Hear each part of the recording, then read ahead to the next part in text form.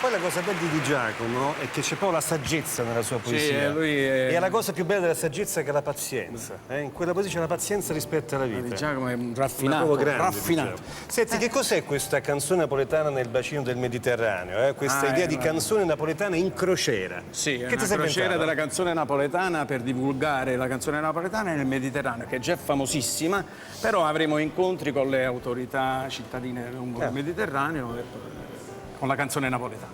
Bello, bello. Questo sarà a ottobre. Allora però a questo punto dobbiamo e vogliamo cantare ancora. Ecco, No, facciamo tutti una richiesta. Posso fare una insieme, tutto lo richiesta? studio, Posso fare una richiesta? Il Tutti famoso- assieme. Soprattutto Allora, negli anni Pietro. 70 no, si usava in radio, c'era la famosa canzone dedica. La dedica. Radio dedica, tutti che chiamavano, pronto, scusi, mi fa una dedica, mi ricordo. posso ascoltare quel disco? Pronto, pronto?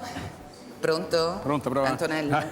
Mausurdato innamorato. È classica, la Che in questo conclusione di momento ogni tante cosa si fa Mausurdato innamorato. telespettatrici vogliono Lo facciamo, ascoltare. subito, Giuseppe, subito la tu- facciamo. Siete innamorati? Allora aspettate, noi cantiamo insieme Rimaniamo tutti con lì, grazie, tutti insieme. con questo Tutti insieme. sottofondo musicale alla fine, secondo tempo del nostro Colossal Vissani Del in nostro Naples. soldato, del nostro e adesso soldato. cantiamo Sordato innamorato. Un appuntamento a tutti i napoletani alla Rotonda di Az, 19 agosto.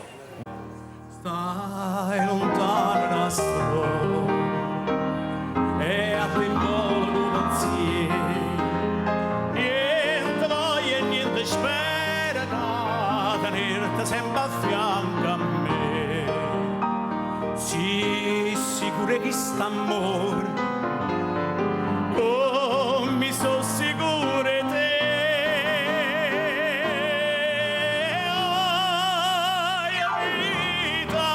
Oi vita mia, oi cuore che sto cuore sei stato primo amore o prima e l'ultima sarai con me.